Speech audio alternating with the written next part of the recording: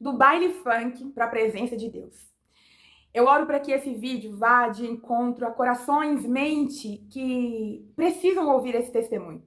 Principalmente de meninas e mulheres que estão vivendo uma vida que talvez o coração delas já diz que não é a vida que o Senhor tem para elas, mas que elas se veem tão sujas e não tem para onde correr, não tem uma outra referência que não seja os amigos da vida que ela está vivendo.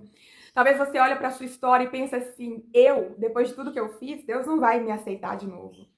Talvez você olhe para a sua história e fala assim: eu já pisei em tantos lugares, eu já fiz tantas coisas com o meu corpo, que Deus ele se importa só com as filhas que não têm pecado, com aquelas que nunca saíram da igreja, daquelas que seguem o caminho certinho. Comigo não. Comigo é caso perdido. Então eu vou continuar aqui do jeito que eu tô mesmo e pronto, acabou. Só que tem um fogo no seu coração que não te dá descanso. E por mais que você vai para os lugares, por mais que você tira foto, posta vídeo, por mais que você viva essa vida com muita intensidade, existe um momento, talvez não seja muito assim contínuo, constante, mas existe pequenos fragmentos de um momento que você sabe aonde é o seu lugar.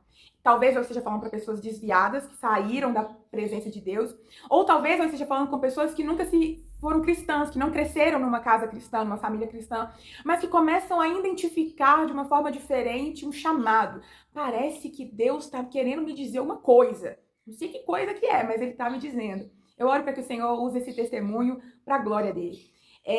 Hoje eu convivo muito dentro de igrejas. A maior parte das pessoas que eu converso, que eu convivo, são pessoas cristãs. E às vezes eu conto o meu testemunho para as pessoas, e as pessoas, nossa, mas sabe quando o testemunho só conta da minha vida? Ele não faz nenhum tipo de efeito na vida das pessoas? E aí eu senti no coração de vir para o YouTube e compartilhar os meus testemunhos para que o Senhor use essas sementes de encontro a pessoas propositais mesmo, para que não seja simplesmente um contar de uma história, mas que essa história promova vida e vida de Cristo em outras vidas. E é por isso que eu estou aqui, gravando hoje um testemunho de como que Jesus foi lá no baile funk me buscar. E outra coisa que eu queria dizer também é que muitas vezes quando a gente olha para algumas pessoas que estão vivendo na presença de Deus, cumprindo seus propósitos, gravando vídeo, pregando, postando coisas na internet, são cristãs. Nós que não somos cristãos, eu falo de quando eu ainda não era. A gente olha para essas pessoas e pensa assim: poxa, mas Deus ama muito mais essa pessoa porque ela sim é certinha, ela não peca, ela tá andando ali no caminho de Deus. Nossa, ela é cheia de flu-flu, como ela é delicada, ai, não sei o que ela das quantas. E a gente pensa que essas pessoas não têm um passado, que elas não têm uma história com Jesus. E a Bíblia vai nos dizer que quanto mais é perdoado, mais se ama. Então, muitas vezes, a gente vê mulheres amando Jesus com tamanha intensidade, mas quando a gente vai olhar a história delas, o testemunho delas, o passado delas, de tanta sujeira, de tanta loucura, a gente entende porque elas são tão intensas na presença de Deus. E eu quero dizer isso para você, que pensa que porque você foi em lugares, fez coisas que não agradam o Senhor, a Bíblia vai nos dizer que aonde abundou o pecado, superabundou a graça. Ou seja, aonde tem uma pessoa super suja, toda pecadora, a graça vai de forma demasiada sobre você. Então, para todo pecador, existe uma graça que é infinitamente maior que o seu pecado. Não para te acobertar, mas para te purificar, para te limpar. E eu falo do meu passado, gente, hoje, não com nostalgia e não com dor, no sentido, ai, que saudade que eu tenho daqueles tempos. Eu fui uma cristã, eu fui uma pessoa que se converteu aos caminhos do Senhor, e o tempo todo Deus me dizia que era necessário eu ter vivido o que eu vivi. Então eu não fui aquela pessoa que se converte de um dia para a noite e esconde todo o passado, que apaga todas as fotos da internet. Eu tenho 2 Instagram porque eu perdi a senha de um, e um Instagram que eu tenho, que é o mais antigo, tem todas as minhas fotos lá de antigamente, e eu não tenho problema nenhum com esse Instagram. Nossa, se alguém da igreja vê, ai, se meu pastor vê as fotos antigas, eu não tenho nenhum problema. É eu mesmo, eu conto da minha história. Não precisa ninguém chegar em mim e falar assim: nossa, eu te conheço dos verões passados. Eu conto, gente, eu preciso contar quem eu fui, porque Jesus me tratou tanto, me deu tanta segurança na minha vida louca, maluca e suja, me deu tanto testemunho de graça e de flor nas minhas dores, que eu tenho prazer em contar a minha história. Não com nostalgia, não com, ai, que saudade daquele tempo, ai, eu era muito mais feliz, não sabia. Não nesse sentido, mas de segurança, gente. Olha de onde que ele me tirou. Eu era um graveto seco e Jesus me fez florescer para a glória dele. Eu não tinha condições nenhuma de ter vida, eu era um pedaço de pau e Jesus me fez florescer para a glória dele. Então, eu tenho muita segurança e é com essa segurança que eu gravo esse testemunho, pedindo ao Senhor para que trate outros corações. E que por mais que a sua vida seja assim tenebrosa independente do que você tem vivido ou que você já viveu, você entenda que quando ele te curar, o seu passado vai ser perdoado, mas não precisa ser esquecido, porque ele vai se tornar testemunho para você sair por aí falando: olha o que ele fez na minha vida, olha as minhas marcas e o que ele fez na minha vida, ele fará infinitamente mais na sua vida. Eu tô falando, gente, se você não entendeu ainda, eu vou desenhar. Deus pega mulheres quebradas e transforma em lindos testemunhos. Deus pega mulheres pecadoras e faz com que elas floresçam para a glória dele. Este é o meu testemunho de vida. E talvez o que eu vou contar aqui não chega nem perto do que você está vivendo, do que você já fez, até porque o vídeo precisa ser rápido, então eu vou contar de forma bem superficial. Mas, independente de qual seja a sua história, se existe um fogo que queima no seu coração, só se renda. E vamos lá. Do baile funk para a presença de Deus. Eu não quero gravar esse vídeo julgando ninguém porque você tá no baile funk, o diabo vai porque eu já estive lá. Eu sei que muitas vezes esse lugar nos atrai, mas ele não nos preenche. Baladas nos atrai, mas não nos preenche. Eu cresci na igreja.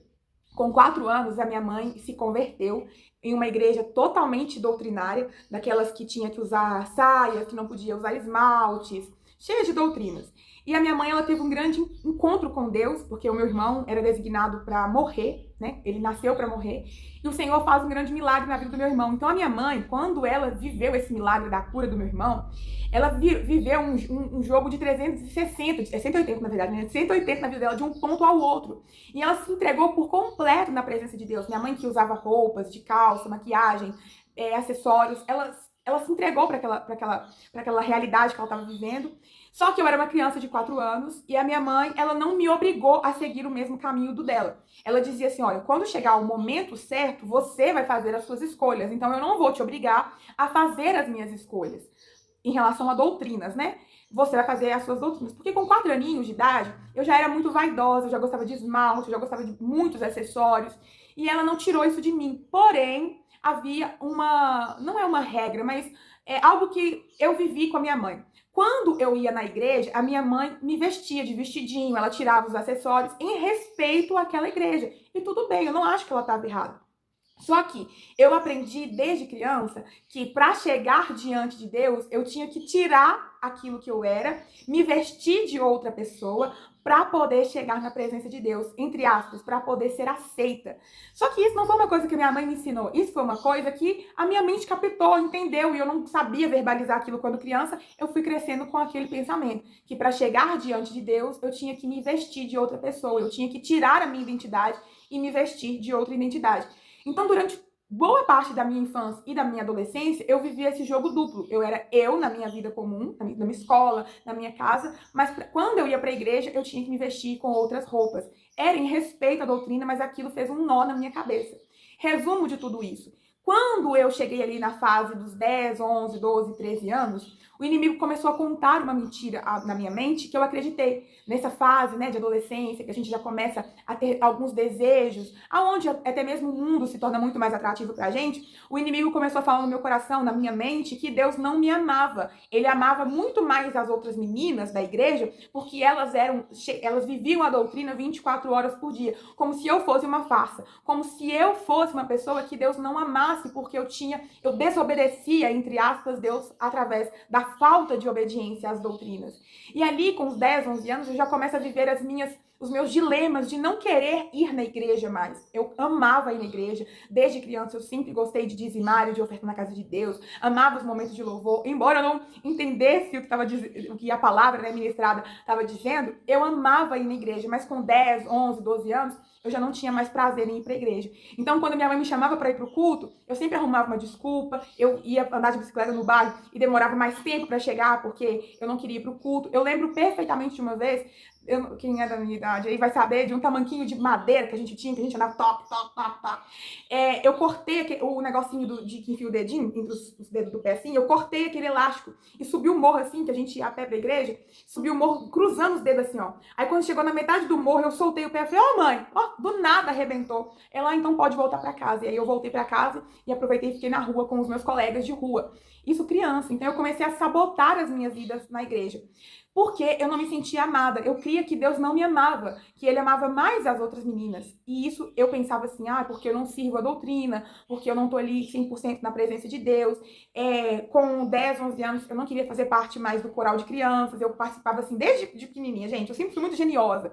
Então colocava as crianças para cantar, eu às vezes não queria, porque eu não me sentia parte daquela igreja. Então eu tinha muita vergonha e eu preferia não estar. E aí com 10, 11, 12 anos, que a gente já começa a ser, né, autoritária, assim, decidir as coisas, eu já não queria mais fazer parte de nada, nem ir no culto. E aí, cada vez mais, se tornou muito difícil para minha mãe conseguir domar aquela pessoa geniosa que eu era. Com 14, 15 anos, eu mudei de escola. E quando eu mudei de escola, eu fui para uma escola muito maior do que a que eu estava desde a infância. E aí foi assim, um abrir de norte na minha vida. Eu conheci muita gente que, na minha sala, isso foi o quê? Eu estava indo para a 7ª série, 8ª série, 1º ano, alguma coisa assim. Então, eu comecei a ter contato com meninos que eram muito mais velhos, os que tinham tomado bomba, 1, 2, 3 anos. Então, a gente estava chegando do 8º ano para o 1º, mas eles já estavam ali com idade de 3º ano, já até para terem sido formados. Então, eu comecei a ter contato com meninos e meninas de repeteco, né? Que eram mais velhos do que eu. E aí, eu comecei a ser influenciada por essa galerinha. Isso, primeiro eu fui influenciada, tá? Depois a gente vai contar a outra parte da qual eu me torno uma influência. Eu começo a conviver com esses meninos, então após a escola, não tinha nada pra fazer, não tinha um boleto pra pagar, não tinha casa pra arrumar. A gente sempre ficava depois da escola, na porta da escola, conversando. Era época de lan house ainda, nem tinha computador em casa, então a gente passava a tarde na lan house. E aquilo foi começando a me dar um novo norte. Nossa, essa é a vida que eu gosto, esses são os amigos que eu quero ter. A gente tirava muita foto de câmera digital, depois eu ia lá e revelava e colocava no meu mural de fotos. Agora eu encontrei minha tribo. Agora eu tenho um grupo de amigos. Antes eu tinha o pessoal da igreja, que eu nem me identifico direito. E aí eu comecei a me sentir até melhor do que o pessoal da igreja. Porque aquilo sim era amizade. E eu lembro que era na época da Copa do Mundo, a Copa do Penta. E tem um tempinho, né?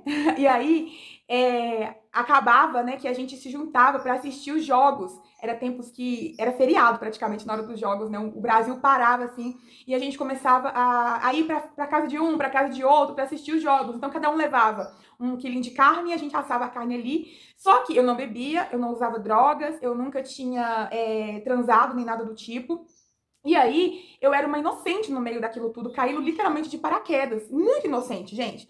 Embora eu gostasse daquela vida, eu não tinha muito discernimento para as coisas que ainda estavam por vir na minha vida. Eu era uma menina criada na igreja, uma menina criada numa escola, antes de mudar de escola, que a minha antiga escola tinha nem 40 alunos, então a gente conhecia todo mundo, os meus amiguinhos de escola eram amiguinhos desde a infância, eu cresci na mesma escola, né? Então era assim, tudo muito familiar, era uma escola familiar, e de repente eu vou para uma escola infinitamente maior, que convivia com um monte de gente diferente. E aquele mundo se tornou muito atrativo, muito barulhento, e eu nunca gostei de coisa quieta, de coisa pacatinha, então aquilo foi a minha porta de entrada para tudo que viria depois. A gente ia para esses jogos, para assistir os jogos na casa de uma das meninas da minha sala. Ela era mais velha, a mãe dela era muito liberal. E a minha mãe estava sempre acostumada com os colegas da outra escola, então ela achou que os colegas da outra escola seriam da mesma forma, né, do que os amigos familiares que nós tínhamos na primeira escola. Só que não era essa a verdade. Na casa dessa minha amiga, que nós íamos fazer, os meninos tinham liberdade para levar bebidas, cervejas, bebidas destiladas. Os meninos tinham liberdade para levar outros colegas, até mais velhos. E ali eu começo a ter as minhas primeiras experiências. Literalmente, assim, eu já saí da zona de inocência e fui lançada para uma zona totalmente corrompida. Assim, nos primeiros eventos que eu comecei a ir, a minha mente já começou a conviver com coisas que até então era nossa, não chegue perto, não toque, não veja. E eu já estava ali, vendo, tocando e sentindo. Eu não bebia até o segundo jogo do Brasil. Eu fui com refrigerante, só que chegava, eu bebi refrigerante na primeira festa. Só que chegou em um dado momento que eu era a única sã naquela festa e tava todo mundo louco. A gente tava na sala, o jogo já tinha acabado, tinha horas, os meninos já estavam usando drogas, já estavam bebendo, as portas do quarto já estavam fechadas, porque a gente tava na sala, mas tinha 2 casalzinhos no quarto. Então, assim, aquele universo começou a se tornar cada vez mais cobiçoso. Se eu continuar careta do jeito que eu tô, eu não vou ficar aqui. Eu não vou conseguir ficar aqui. Aí no próximo jogo do Brasil, eu fui apresentada ao vinho com leite moça. Então era mais leite moça do que vinho. E aí continuou a mesma coisa. Chegou em um dado momento da festa, eu continuava careta, toda ali bonitinha, e os meus amigos dançando, cantando, as portas do quarto continuavam fechadas e eu me sentia um peixe fora d'água no meio daquela situação toda. Então eu fui percebendo que para ser alguém que conseguia ficar naquele ambiente, eu tinha que ter alguma coisa que me estimulasse. Então no terceiro jogo do Brasil, eu já estava bebendo mais vinho do que leite moça. No quarto jogo e por aí foi. Eu fui bebendo mais vinho, até que um dia não tinha mais leite moça, só tinha uma garrafa de vinho. Então eu comecei a beber o vinho, passei para os destilados, como vodka misturada com refrigerante, da mesma forma. Mais refrigerante do que vodka, depois foi mais vodka do que refrigerante. Quando eu dei por mim, já estava bebendo cerveja. E aí eu estava aceita, validada naquele grupo de amigos. Eu não ficava mais careta. Eu já não sabia mais o que eu fazia quando eu ficava bêbada. Principalmente porque o meu corpo era muito novo ainda. Era as primeiras vezes que eu estava tomando uma bebida, então o nosso corpo absorve muito mais rápido. E aí eu comecei a ser aceita pela galera. Eu comecei a ser uma deles também. Isso quando eu fui influenciada. E naquele momento eu comecei a conhecer um, conhecer a outro, né? Que os amigos levavam outro amigo levava outro amigo. Começou a acontecer as paixonites, aqueles momentos que a gente conhece alguém, se interessa por aquela pessoa.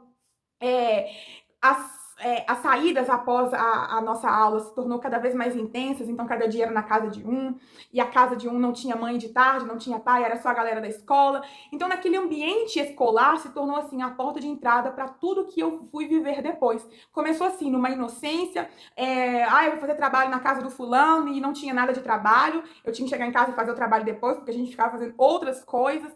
Essa foi a porta de entrada. E eu fui crescendo nesse contexto, já não ia mais na igreja, já não queria mais saber da igreja. Eu me achava muito mais esperta do que as meninas da igreja. Elas eram bobas, porque elas estavam naquela vida pacata, presas. Elas não sabiam o que viver. Eu sim sei o que é viver. E esse contexto de vida, ele foi se tornando cada vez mais comum na minha vida. Fui crescendo, isso eu tinha por volta de uns 14, 15 anos quando eu me desviei, fui fazendo 16, fui fazendo 17, fui conhecendo um, fui conhecendo o outro, fui me tornando popular na escola, por fim todo mundo me conhecia, eu conhecia todo mundo, e aí o jogo vira. Eu me torno influência, eu começo a querer fazer festas, a minha casa começa a ser aberta para receber a galera da escola, eu começo a incentivar a gente a ir no shopping, a ir naquele lugar, a ir no outro lugar, porque eu amei tanto aquele mundo, de tal maneira que eu dei toda a minha vida para aquela vida. Só que eu achei que o mundo seria muito livre, que, nossa, aqui sim é vida, aqui sim eu sou aceita, coisa que na igreja não era. Aqui sim, eu sinto que a minha vida é vida, é vivida. Isso aqui que é vida, isso aqui que eu gosto. Eu amei aquele mundo. Se eu virar e falar assim, nossa, eu me desviei, mas eu nunca me senti bem ali, eu nunca pequei gostoso, eu pequei gostoso sim. Tudo que eu fiz, eu fazia porque eu queria fazer. Me dava na telha, eu fazia, me dava na telha, eu ia. A minha mãe, ela sempre foi muito liberal, até porque ela não conhecia a minha outra versão. Eu era uma em casa e outra com os amigos, porque ali eu tinha liberdade de ser quem eu era de verdade.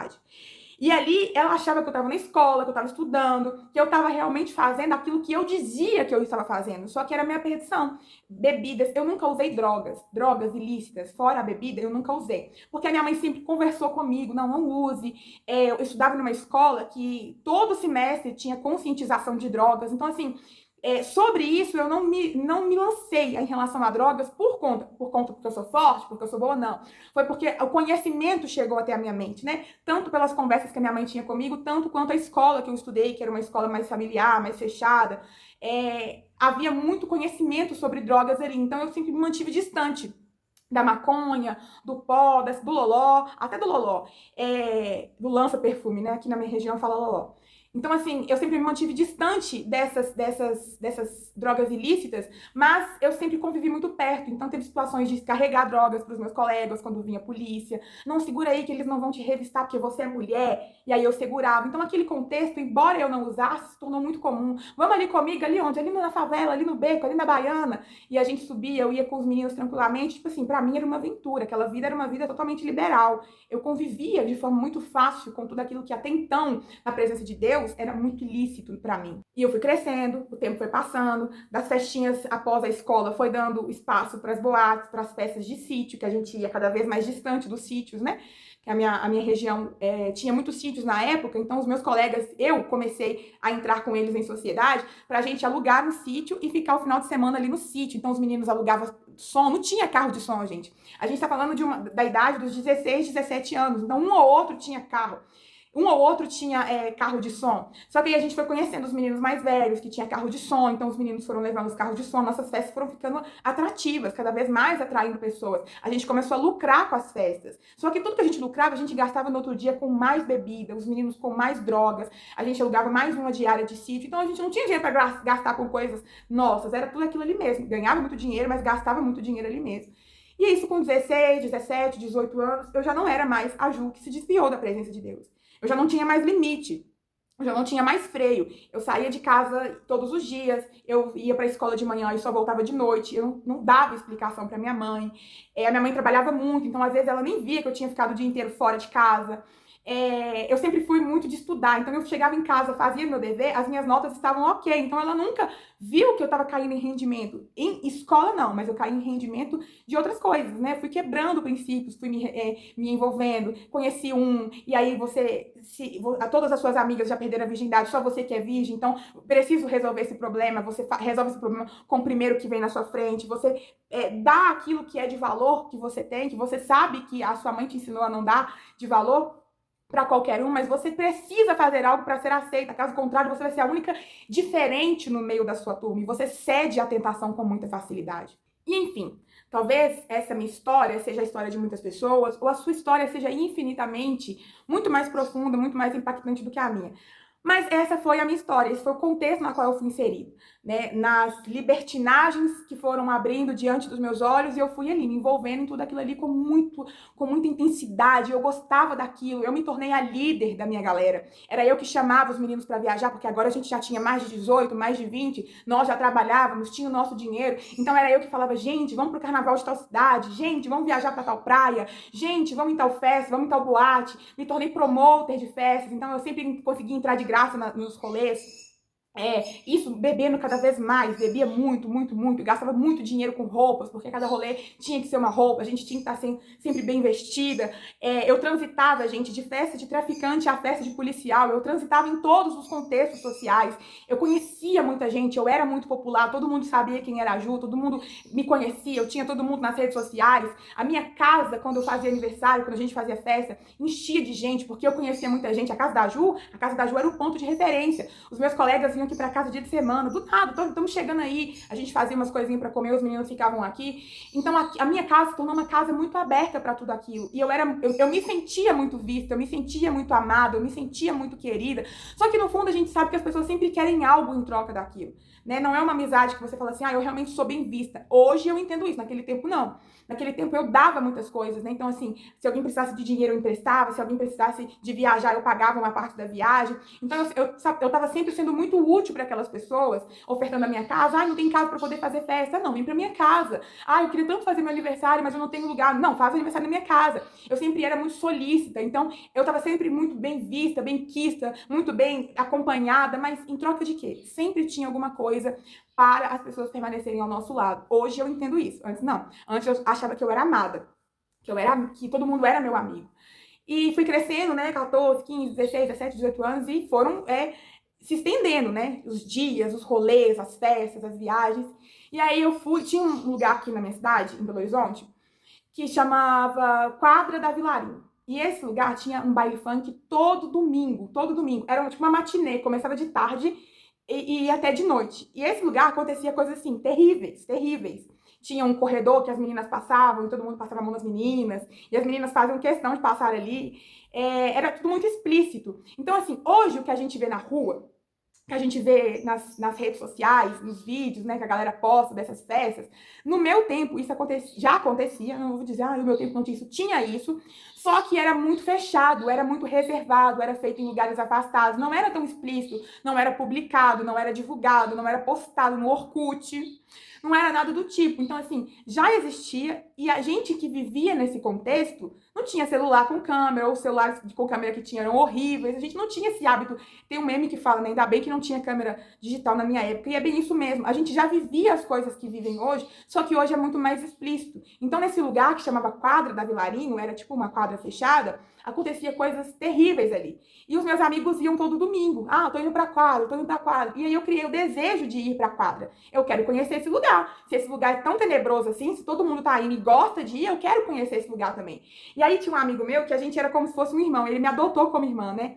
E aí o Jefinho, ele falava comigo assim, você não vai, você pode ir em todos os lugares, mas nesse lugar você não vai nesse lugar. E eu não fui nesse lugar, porque ele não deixava eu ir, ele dizia que eu ainda não podia ir nesse lugar, porque ele também era desviado da igreja. A mãe dele era a obreira da quadrangular. E ele sabia que eu também era, então ele falou, não, isso é muito pesado pra você, lá você não vai. Só que quando eu conheci uma outra turma de amigos, a primeira coisa que eu fiz, eu falei com a outra turma de amigos, eu quero ir num baile funk. Eu quero descobrir o que tem ali. Porque a gente ouvia falar dos bailes do Rio, né, o que acontecia. E era um tempo, gente, que o funk, embora tinha o proibidão, hoje o funk é muito explícito. Então, assim, antigamente havia uma divisão, né, entre o funk melody, entre o funk consciente, o funk proibidão, tinha muito essa separação. Então, a gente ouvia muito o funk consciente, ouvia o rap do Silva, era muito bacana aquilo. Eu não tinha muito acesso, até então, aos funks proibidão. Eu não tinha noção do que acontecia ali, mas meu coração já despertava. Eu quero conhecer o que acontece ali, eu quero ouvir o que se escuta ali. Mas eu gostava do funk, porém o funk consciente, o funk normal, Claudinho Buchecha, MC Marcinho, e aquele batidão já no meu coração. Aquilo ali já deixava meu coração, eu amava as letras, eu amava a batida, eu amava tudo, só que ainda não tinha descoberto o baile funk em si. E descobri, fiz uma amizade com uma outra turma de amigos e falei com os meninos, eu quero conhecer esse lugar. E eles me levaram em um morro, não era nessa quadra da Vilarim. Eu não fui nessa quadra, porque esse amigo meu disse que não era pra ir, eu não fui, mas eu quis descobrir outros lugares. E aí quando eu subi o morro mesmo, de periferia, que eu vi aquele contexto, eu me senti assim, dentro das novelas da Globo, que mostravam os bailes. Eu tive um encontro assim com aquilo que eu falei assim, não, é isso que eu quero. Lembra que eu falei com vocês que eu não posso dizer nunca, eu nunca pequei gostoso, eu tô aqui avulsa, não. Eu gostei daquele mundo, gente.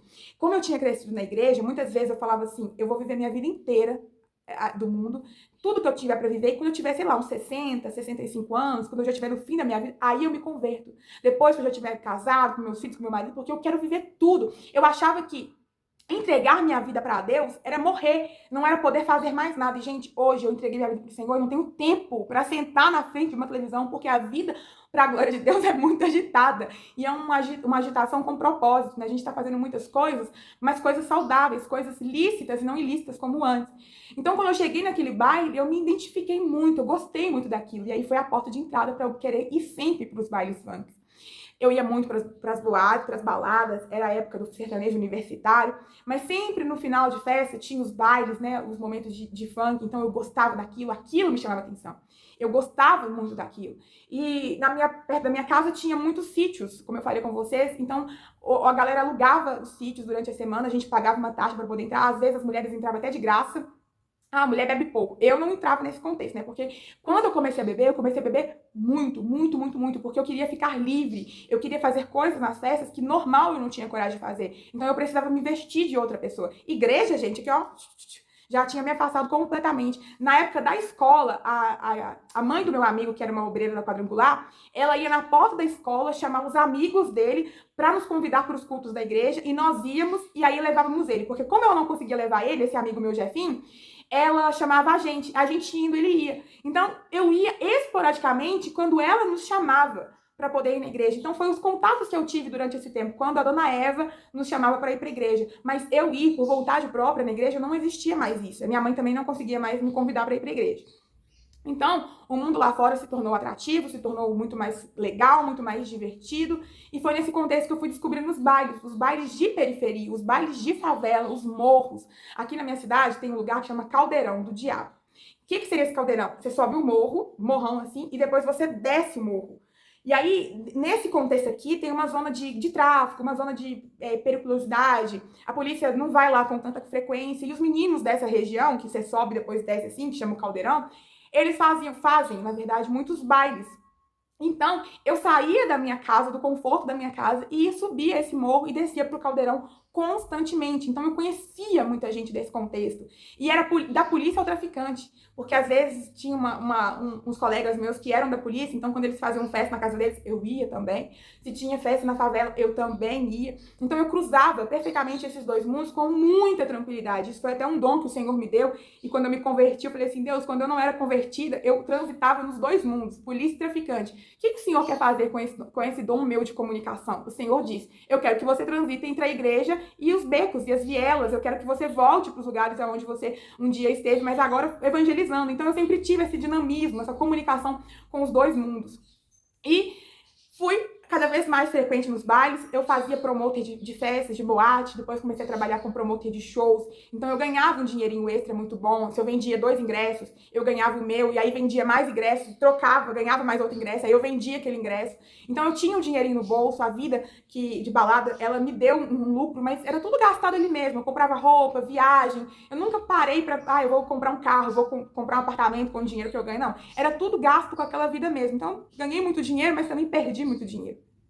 E fui entrando cada vez mais para os bailes. Só que eu achei que o mundo, gente, ele me deu um convite de liberdade muito grande. E eu achei que essa liberdade seria para sempre. Lembram que eu dizia, que eu falei que eu viveria assim a minha vida inteira fazendo as coisas que eu queria fazer, e que no final da minha vida eu me entregaria para o Senhor? Porque como eu tinha crescido na igreja, eu tinha ouvido falar já do céu, da eternidade, de se converter e afins, eu achei que eu tinha todo aquele tempo do mundo e sabia que em um momento ou outro eu também queria ir para o céu, só que eu queria transitar entre os dois mundos ainda. E eu achei que aquela vida que eu vivia era uma liberdade, que eu poderia ir e vir, que eu tinha direitos de escolhas, porque desde muito cedo aquilo foi atrativo aos meus olhos, ao meu coração, o envolvimento com não somente com as baladas, mas com todos os amores, com as amizades, com tudo aquilo que parecia ser muito profundo, mas era só intenso. Né? Não tinha raiz, era impactante, era intenso. Uma saída qualquer com os amigos era muito intenso, era muitas memórias, era muitas vivências, mas não era profundo, não tinha raiz, não tinha intensidade no sentido de promover coisas boas.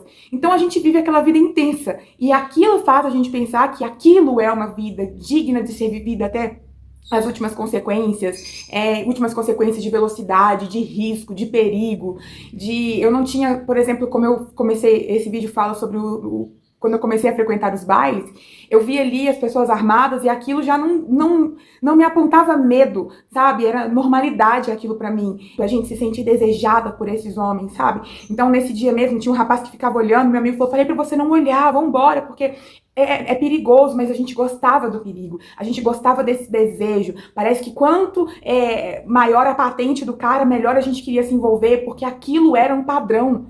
Hoje, gente, convertida, com o Senhor trabalhando na minha mente, tendo um discernimento, noção do perigo que eu vivia, eu vejo, meu Deus, que mente que eu tinha, que mentalidade pequena, que loucura que eu tinha. Hoje eu quero subir os morros e eu não quero a atenção deles no sentido de me desejar, eu quero que eles me ouçam, sabe? E nesse contexto todo que eu comecei a produzir festas desse nível, né, de funk e afins, eu comecei a conhecer muitas pessoas, e entre uma festa e outra, eu conheci uma pessoa que eu me relacionei com ela, e ele era desse padrão de vida, né? Então eu começo a me relacionar com uma pessoa que vendia drogas, que vendia coisas ilícitas. Foi uma pessoa que eu me envolvi emocionalmente, apenas por brincadeira, e depois eu fui me envolvendo, aonde eu me desenvolvi a dependência emocional, mas enfim, nesse vídeo não é sobre esse assunto.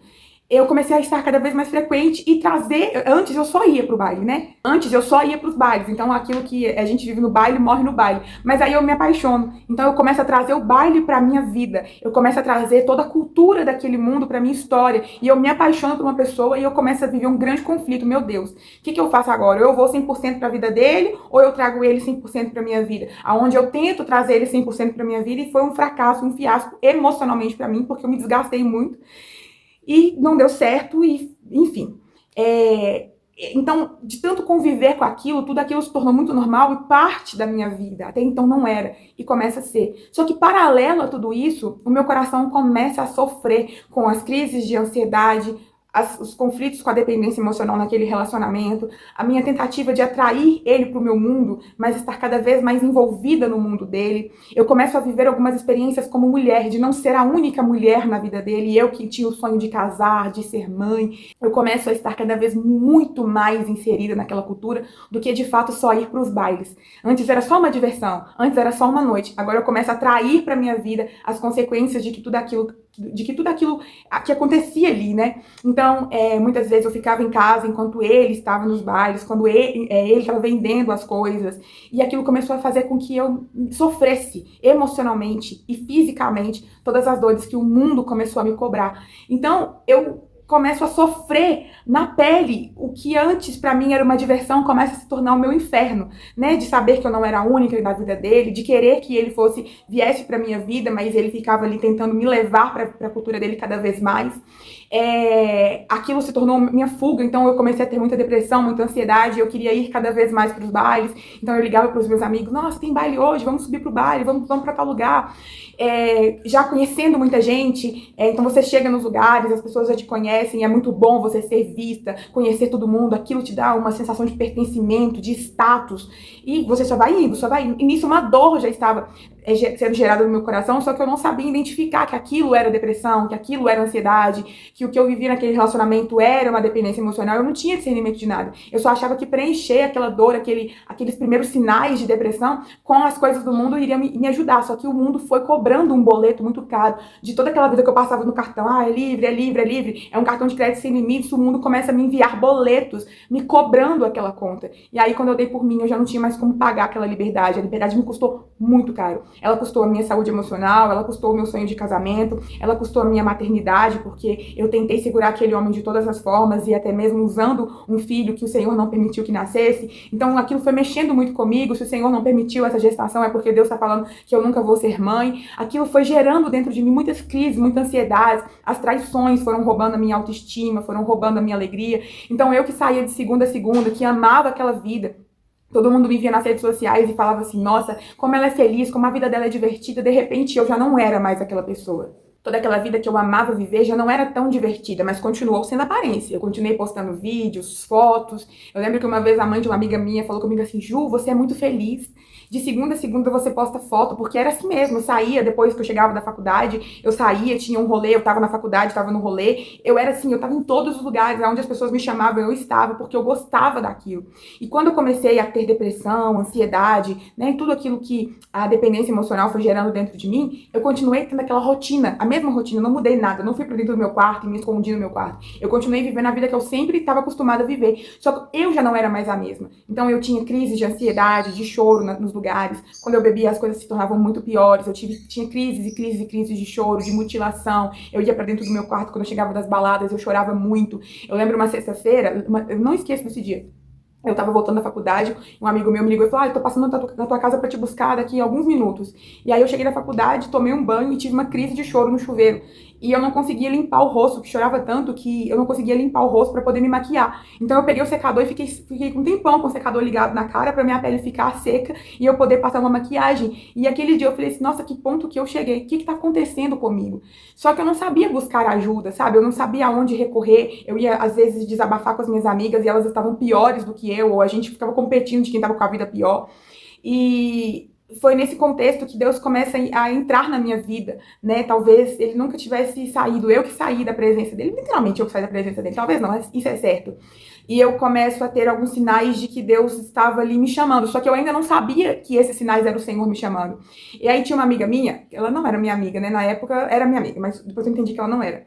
Ela estava frequentando uma igreja e ela tinha feito um propósito. E ela falou, Ju, por que você não faz um propósito? Ela me ajudou nesse sentido, mas ela me atrapalhou em outros sentidos, porque ela sabia coisas de cunho particular. Eu fui descobrindo também muitas traições de pessoas que conviviam comigo, como essa amiga específica, com essa pessoa específica, que ela sabia tudo da minha intimidade com a pessoa que eu me relacionava, e ela tinha, tipo, uma forma de apresentar as amigas dela pra ele. Então, assim, como ela tinha um desejo de me ver triste, quanto mais eu me entregava ali as minhas vulnerabilidades pra ela, mais ela alimentava do outro lado as mulheres que ele tava se relacionando, sabe?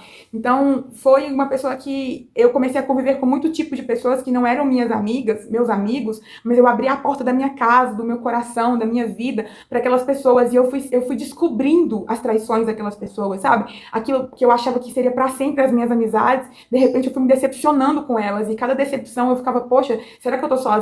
Será que eu fiz de errado para essas amizades? Então eu fui me decepcionando muito com as amizades que eu convivia continuamente.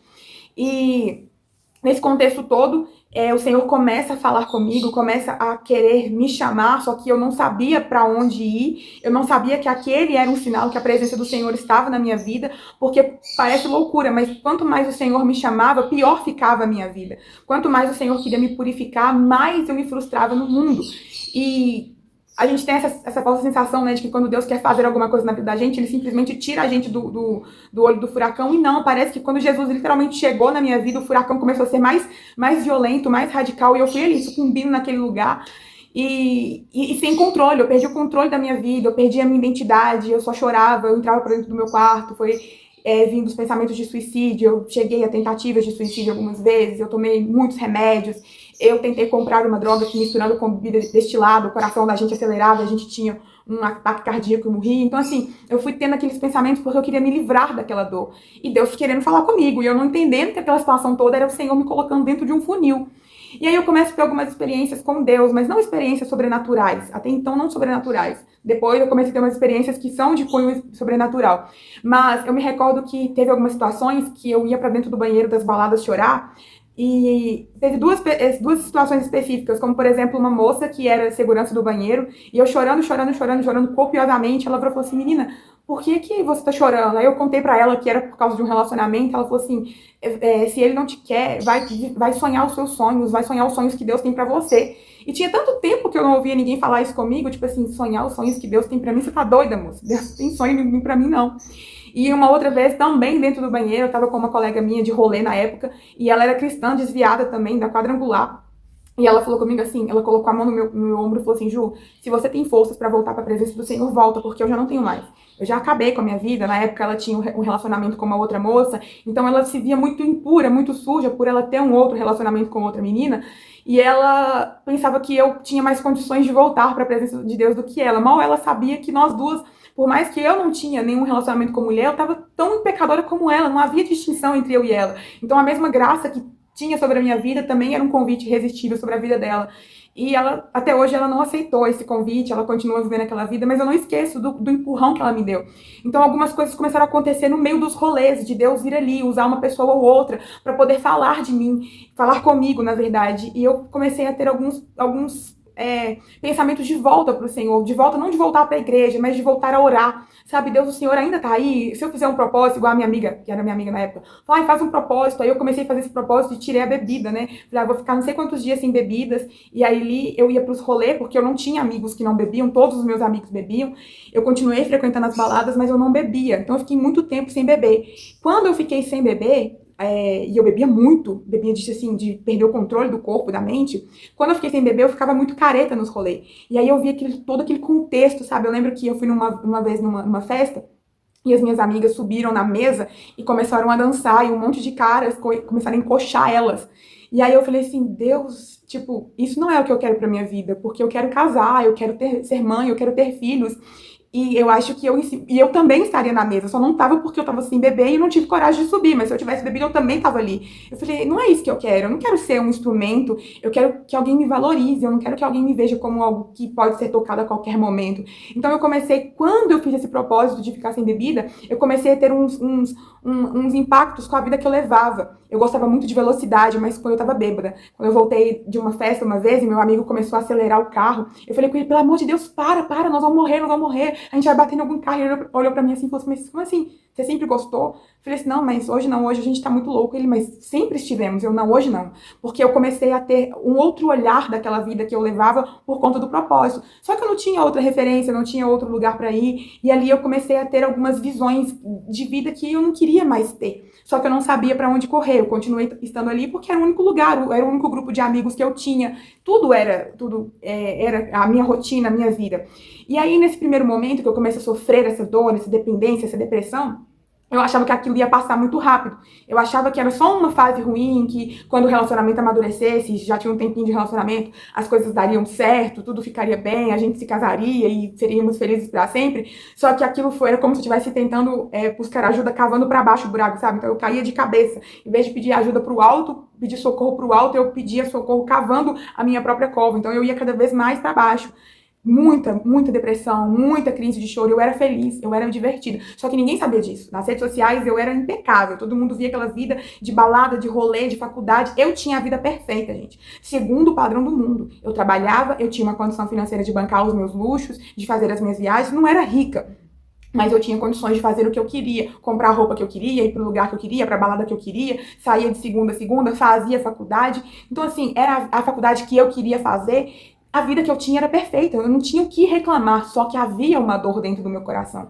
Começou o vazio, né, como se fala, há um vazio dentro da gente do tamanho de Deus, esse vazio foi preenchido por muitas coisas, né, um buraco dentro de mim foi preenchido por amores, por baladas, por dinheiro, por fama, de ser vista por todo mundo, de ser benquista nos lugares que eu chegava, e aí de repente esse lixo começou a apodrecer a minha alma, e eu começo a sofrer as consequências daquelas escolhas que eu tinha vivido, daquela liberdade que o mundo tinha pregado para mim, e não era nada daquilo. E ali eu começo a ter essas experiências, né, com o Senhor, eu sem beber, começo a ter alguns impactos, poxa, o que eu tô fazendo da minha vida? Alguns encontros esporádicos, como foi nas 2 vezes no banheiro de uma balada, eu começo ali a ter essas experiências de querer, será que é a hora de voltar? Será que Deus está me chamando? E aí teve um dia no meu quarto que eu estava tendo crise de ansiedade e parecia que a minha cama tinha pregos e eu não conseguia dormir na minha cama. E aí eu fui dormir no chão, peguei o meu travesseiro e fui dormir no chão. Quando eu deitei no chão, parecia que tinha pregos também no chão.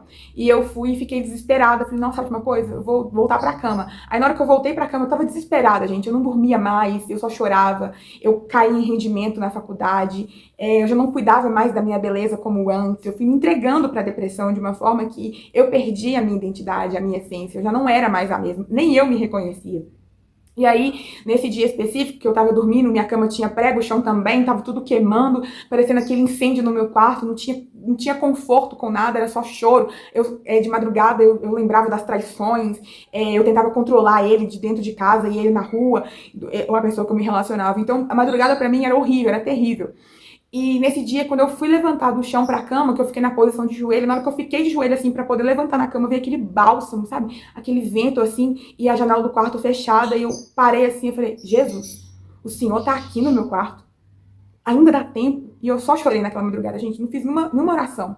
Eu chorei, porque eu sentia a presença de Deus como há muitos anos eu não sentia. E na verdade era como se eu estivesse sentindo a primeira vez, né? Porque a presença que eu sentia de Deus quando criança não se comparava à presença que eu estava sentindo naquele dia no meu quarto. E eu perguntei pro Senhor, ainda dá tempo? Mas espera aí, o Senhor sabe quem eu sou? O Senhor sabe onde que eu fui? O Senhor sabe o que eu fiz? O Senhor sabe com quem eu me envolvi? O Senhor sabe quem sou eu ainda? Eu não sou mais aquela criança, aquela menininha que saiu da tua presença. Olha quem eu sou, uma mulher. Eu saí da igreja, uma menina inocente. E anos depois, eu voltei já toda quebrada, eu voltei toda machucada, toda impura, já tinha feito milhões de coisas que quebravam muitos ou todos os padrões do Senhor, padrões de princípios. Então, assim, Deus, ainda dá tempo? E eu chorei muito aquela madrugada, muito, muito, muito. E eu comecei a frequentar a igreja. Logo depois daquele dia, eu tinha pensamentos de suicídio e eu ficava na minha faculdade, no 23º andar, com as pernas para fora. Então, sempre tinha uma voz que dizia assim, pula, pula, é uma vez para nunca mais. E um dia desses que eu tava tendo essas crises de ansiedade, que uma voz que hoje eu sei que era o inimigo me estimulando a pular, eu olhei para baixo da minha faculdade e eu vi uma igreja aberta. Eu corri nessa igreja, entrei nessa igreja chorando. E o pastor veio me receber. Ele falou comigo assim, eu tava te esperando, o Senhor tinha revelado para mim que hoje entraria uma moça em prantos aqui. E eu tava te esperando desde 8 horas da manhã. E isso era tipo 7h30, 8 horas da noite. E ali eu entrei e falei com ele, tem anos que eu não frequento uma igreja, eu não pisava na igreja, tipo, tinha muito tempo. Eu ia na igreja quando alguém casava, eu tava indo na igreja. E eu falei com ele, tem muitos anos que eu não entro na igreja, tem muitos anos que eu não oro, tem muitos anos que eu não tenho um relacionamento com Deus. E aí ele começou a conversar comigo, a falar comigo do amor de Jesus, de um novo tempo, de um recomeço. E eu não esqueço das coisas que ele me disse, ele fala comigo sobre acreditar de novo que eu seria amada, que eu era digna de ser amada. E naquela igreja estava tendo uma campanha de cartas para Jesus. E ele falou comigo, escreve uma carta e vem entregar sua carta aqui amanhã. E aí quando eu cheguei em casa, há muitos anos, quando eu era criança, eu tinha o hábito de escrever cartas para Jesus. Eu sempre escrevia cartas, eu sempre gostei muito de escrever. E tinha anos que eu não escrevia cartas para Jesus. E aí eu cheguei em casa naquela madrugada e em vez de chorar e ter crise de choro, eu fui escrever a carta para Jesus, porque eu tinha que entregar ela no outro dia para a campanha dessa igreja. E aí eu entreguei a carta. Quando eu coloquei a carta no altar, eu chorei, gente, como uma criança. Como eu não tinha chorado há muito tempo, porque era um choro de dor, misturado com um choro de saudade, misturado com um choro de arrependimento, misturado com um choro de fé, misturado com um choro de última expectativa naquela carta. E eu pedi ao Senhor para mudar a minha vida naquela carta. Eu pedi ao Senhor, Deus, eu queria muito que o Senhor restaurasse esse relacionamento, mas se não for da sua vontade, tira ele de mim, porque eu quero muito ser amada. Eu lembro que eu pedi pro Senhor assim, eu queria muito que alguém viesse na porta da faculdade para buscar, porque ele nunca tinha tempo, ele sempre estava envolvido nas coisas dele. E ele não podia sair muito da região que a gente morava. E eu estudava em outra região. Então, assim, o meu sonho era que eu fosse buscada na faculdade por alguém. E ele não podia ir. E eu pedi isso naquela carta. Então, assim, naquela carta ela me devolveu uma fagulha de expectativa, sabe? Será que Deus ainda responde orações? E a partir daquele dia eu comecei a orar, eu comecei a frequentar tanto a igreja de novo, eu comecei a frequentar a igreja da minha mãe, mas também ia para os rolês, então eu ficava na vida dupla, né? Eu lembro que eu saía do culto e ia pra balada.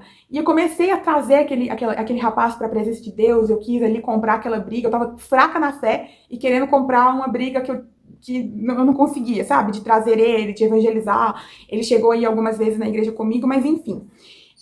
Eu comecei a transitar entre os dois mundos. E quanto mais eu orava, tinha uma irmã da igreja da minha mãe, uma irmã do coque, que ela me adotou como filha na fé, e ela começou a orar por mim, então ela mandava o WhatsApp orando, e as orações dela foram me estimulando a buscar o Senhor, sabe, gente? Nesse momento de crise, de dor, a igreja me ajudou muito. Uma cristã madura, no caso dessa moça, dessa senhora, foi assim, o que me deu um norte, porque eu não tinha referência de ninguém. Os meus amigos eram todos do mundo, os meus amigos eram todos mais loucos do que eu, as minhas amigas estavam mais quebradas do que eu, então eu não tinha referência de Deus na minha vida. E o Senhor mandou essa senhora para poder me ajudar, ela foi minha intercessora, ela me ajudou a fazer propósitos de oração. Eu ia na igreja com ele, ela conversava muito com ele. Eu criei uma expectativa no primeiro momento de que Deus restauraria a minha vida e a dele juntos. Então eu carreguei um pouco isso. E frequentando tanto a igreja quanto os bailes, a igreja e os bailes, indo nesses dois mundos. E ali eu começo a ter algumas experiências com o Senhor dentro dos bailes. Aí já são as experiências sobrenaturais do Senhor dentro dos bailes. Teve uma situação que eu fui num baile, né, nesse caldeirão, que era o lugar que a gente subia, depois descia lá naquele bololô todo. Eu tinha ido para um rolê, eu tava muito triste, eu liguei para um amigo meu, falei, nossa, eu preciso ir pro baile, eu preciso espairecer minha cabeça. E fui com esse lugar com ele, com os outros amigos, e quando chegou lá eu queria muito ir no banheiro. E no baile não tem banheiro, né? Os banheiros que tem nesse baile que a gente tem é dos botiquins e afins, ou você faz na rua mesmo. E eu fresca, do jeito que eu era, eu falei, nossa, eu preciso muito ir no banheiro, eu quero muito fazer xixi. E aí ele foi e conseguiu um cara para poder abrir a casa dele, que ficava no beco lá, para eu poder ir no banheiro, usar o banheiro desse rapaz. E aí, quando eu entrei dentro do banheiro, quando eu entrei dentro da casa desse moço, ele era traficante. Então, tipo assim, em cima da cama, da mesa dele, do sofá dele, tinha muita droga, tinha muita arma. E aquilo, pra mim, até então, era normal. Eu convivia com aquilo tranquilamente. Só que eu já não estava bebendo mais, então eu estava muito normal da cabeça mesmo. Eu estava muito consciente da vida que eu estava vivendo. E aí, na hora que eu entrei dentro da casa dele, eu tomei um susto. Eu falei assim, meu Deus, aonde que eu tô? Aí eu fui, usei o banheiro dele. E dentro do banheiro, que eu tava dentro do banheiro, eu ouvi uma voz falando comigo assim, se a polícia batesse aqui, com que cara você ficaria com a sua mãe? E ali eu fiquei muito constrangida, fiquei um tempão dentro do banheiro, já tinha usado o banheiro, eu fiquei ali pensando, tipo, meu Deus, e se acontecer alguma coisa, o que vai ser da minha vida? O que vai ser dos meus sonhos? O que vai ser dos meus planos? Eu tenho tantas expectativas, eu tô orando pra Deus pra casar, pra ser mãe, pra poder formar na faculdade, pra poder ter um futuro profissional abundante, porque Deus começou a me trazer essa expectativa de novo. Eu falei, se acontecer alguma coisa aqui, eu tô ferrada. E aí, quando eu saí do banheiro, eu virei pra esse rapaz que tinha me acompanhado até a casa dele e falei assim, se a polícia bater aqui, se deu alguma coisa de errado com você, a sua mãe sabe disso? Tipo assim, a mesma pergunta que eu tinha ouvido dentro do banheiro, eu fiz pro rapaz lá fora, né? Ele olhou pra mim assim, viaja não, vambora. E aquilo roubou minha onda, porque eu comecei a entender que a vida que eu tava levando era um perigo e que poderia comprometer o meu futuro, o futuro que eu orava, não coincidia com a vida que eu estava levando. Então eu comecei a me sentir incomodada com essas situações, e depois desse dia, eu nunca mais fui no baile, eu nunca mais subi aquele morro. Eu perdi a graça, na verdade, não foi nem a graça que eu perdi, eu desenvolvi um medo, um temor muito grande, porque eu entendi que o meu presente não me levaria para o futuro que eu orava. E aquilo perdeu o encanto para mim, aquilo me deu sensação de que, olha o que você está fazendo com a sua vida. Olha o que pode acontecer se qualquer coisa der errado aqui nesse lugar. E aí as coisas foram perdendo graça para mim, foram perdendo graça. Os bailes foram perdendo graça, a velocidade foi perdendo graça. Só que eu continuava ali naquele mundo, porque eu queria trazer aquela pessoa para minha vida. E agora, na presença de Deus, eu usava do poder, entre aspas, da oração, para poder fazer com que a mão de Deus se movesse diante daquilo que eu queria que Deus fizesse, que era converter o coração daquele rapaz. E nesse contexto, eu deixo de ir nos bailes. Assim, do nada. Não teve uma coisa, não teve um tiroteio, não teve ninguém colocando arma na minha cabeça. O Espírito Santo, ele foi fazendo na minha vida uma obra de regeneração, me fazendo entender que o risco que eu estava tomando. Ele foi abrindo os meus olhos para a periculosidade da vida que eu levava, que não coincidia com o que eu queria viver. O discernimento do Espírito Santo de me tirar do baile funk para a presença de Deus foi simplesmente assim, não de um dia para o outro, porque eu tive outras experiências, né? Experiências de medo, experiências de de crise de ansiedade, de choro, e eu comecei a falar com o Senhor: Deus, me tira daqui. Eu tive quase uma tentativa de estupro uma vez. Eu tava indo embora com um rapaz que eu tinha acabado de conhecer num rolê, e ele enfiou o carro para dentro de uma rua sem saída, e de madrugada não tinha, e travou as portas do carro, e ali ele tentou me abusar, e eu falei com o Senhor: Jesus, me tira daqui, que eu nunca mais faço isso, eu nunca mais entro no carro de ninguém. Então eu fui passando uns sustos, sabe? Eu fui tendo algumas experiências horríveis para poder aprender a loucura de vida que eu vivia. Essa vida de liberdade, essa vida engraçada, essa vida loucaraça, essa vida movida por intensidade, e ela era profundamente tenebrosa, as consequências dela. As consequências dela era tenebrosa. E o Espírito Santo começou a discernir na minha mente: o que você está vivendo não te leva para o futuro que você está orando. E aí eu fui fazendo as minhas escolhas, eu fui fazendo as escolhas novas. E quanto mais eu me decepcionava com o mundo, com as pessoas do mundo, com o amor do mundo, com as amizades do mundo, com os lugares que eu ia, eu fui me perdendo da identidade que até então eu tinha. E quando eu fiquei sem lugar, quando eu fiquei sem identidade, quando eu fiquei sem espaço, eu comecei a falar com Deus: para onde que eu vou? Aonde é o meu lugar? Porque no mundo eu já começo a identificar que não é mais o meu lugar, mas eu não conheço ninguém na igreja, eu não tenho mais ninguém para poder me ajudar. Para onde que eu vou, Senhor? Porque eu já tinha um pouco mais de oração, já orava um pouquinho mais do que zero, né? E aí eu começo a ficar sem lugar. E, gente, parece uma loucura, porque nesse processo de ficar sem lugar, de não me sentir pertencente nem no mundo e nem na igreja, foi o lugar que eu me volto pro meu quarto, pro secreto do meu quarto. Eu literalmente não tinha amizades, eu não tinha ninguém mais. Eu comecei a me distanciar das pessoas do mundo. Eu vou contar isso em outros testemunhos, mas resumidamente, eu já não queria mais estar naqueles lugares. E o meu último rolê insano foi um aniversário meu. E aí eu falava assim: depois do meu aniversário minha vida vai mudar, minha vida vai mudar. Só que eu pensava o quê? Depois do meu aniversário, eu iria pressionar aquela pessoa a me assumir e a gente ser feliz pra sempre. E foi tudo o contrário. Realmente Deus mudou a minha vida. Depois do meu aniversário, eu nunca mais fui nesses rolês nenhum. Eu renunciei tudo. A minha renúncia foi muito impactante. Ela foi muito radical. Ela começou sendo bem esporádica. Fui deixando algumas coisas de lado, mas quando chegou depois do meu aniversário, a minha vida fez assim, ó, bum! Eu soltei a mão do mundo e literalmente não tinha onde me segurar, sabe? Eu não tinha mão, nem a mão de Deus para me segurar. A mão de Deus que me segurou.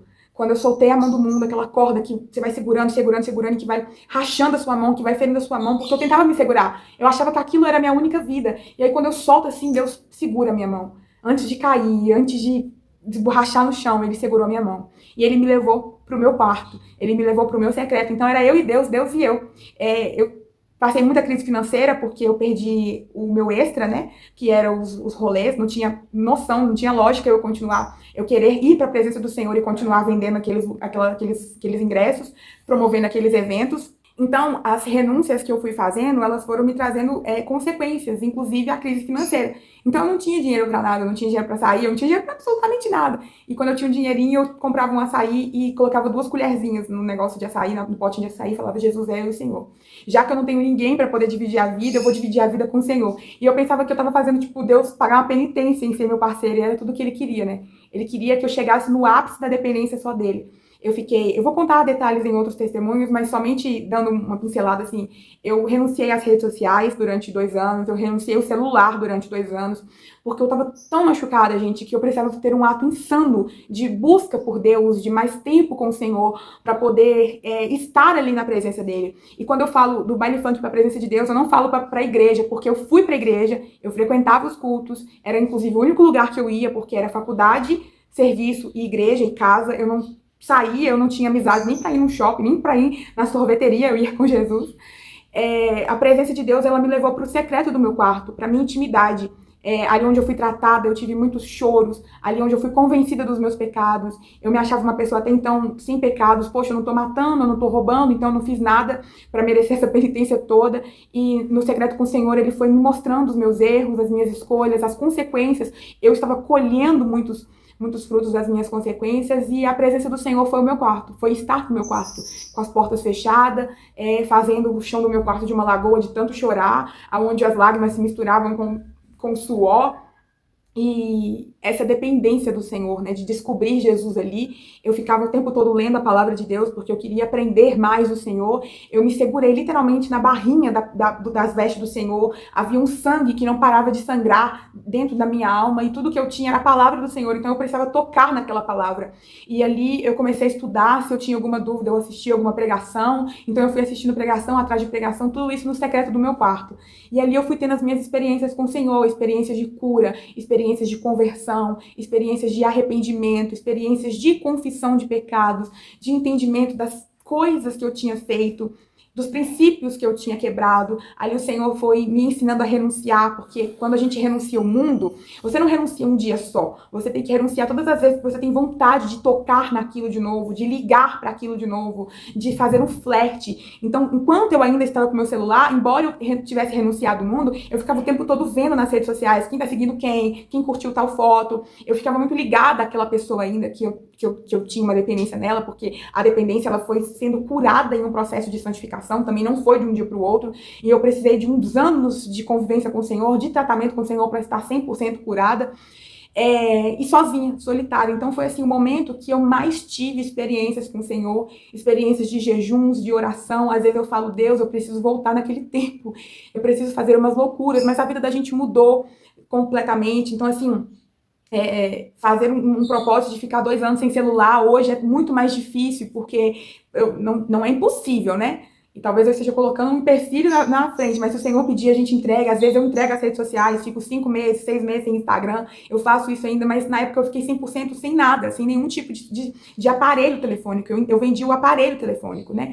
E hoje é um pouco mais difícil, porque eu preciso disso para poder trabalhar. Mas naquela época casou o ideal. Eu não tinha trabalho, eu não trabalhava através do celular, pelo contrário, né? Era uma desempregada da vida. E então eu tinha essa disponibilidade de fazer renúncias grandiosas.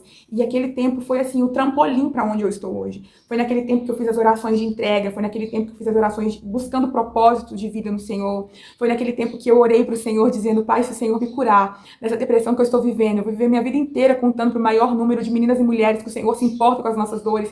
E esse canal no YouTube, ele não nasceu naquela época, mas ele surge de uma oração que fiz naquela época.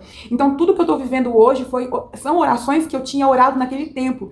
E eu comecei a ter sonhos, sonhos espirituais, sonhos de revelação. O Senhor foi me entregando dom, visão aberta, de ver algumas coisas espirituais acontecendo, de receber dom do discernimento de espírito. Eu busquei o Senhor naquele tempo o dom de profecia, o dom de ministrar a palavra do Senhor.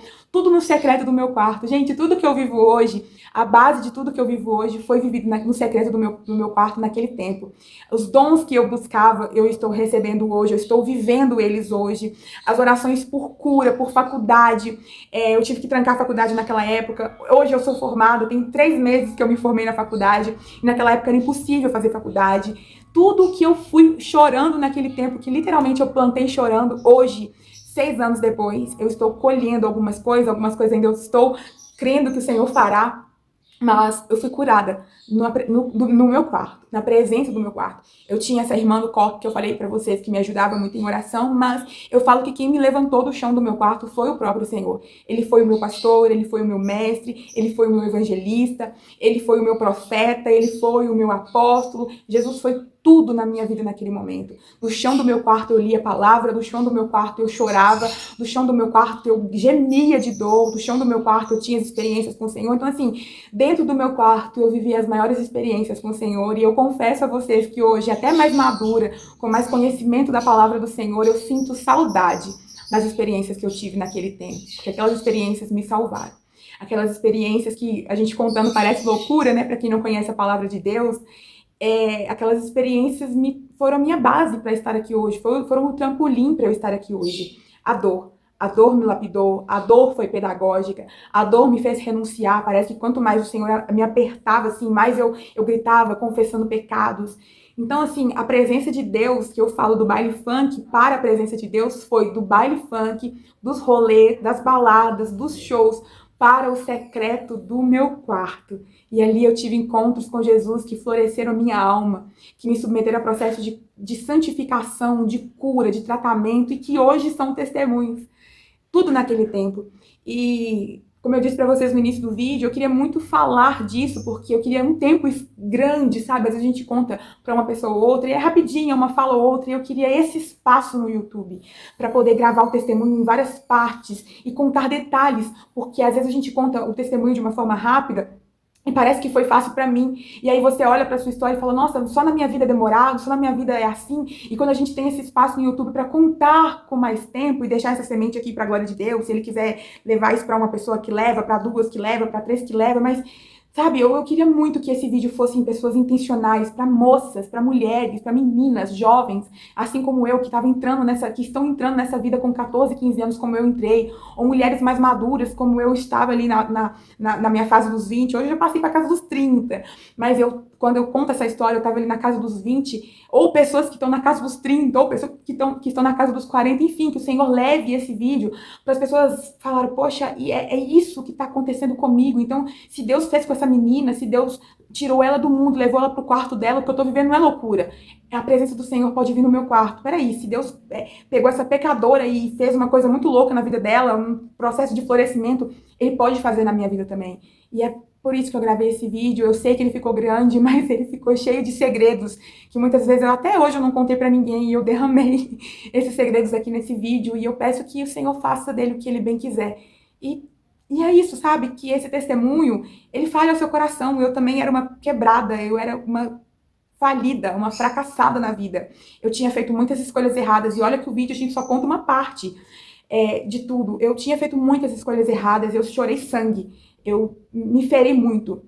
Mas Jesus entrou na minha vida e plantou flor.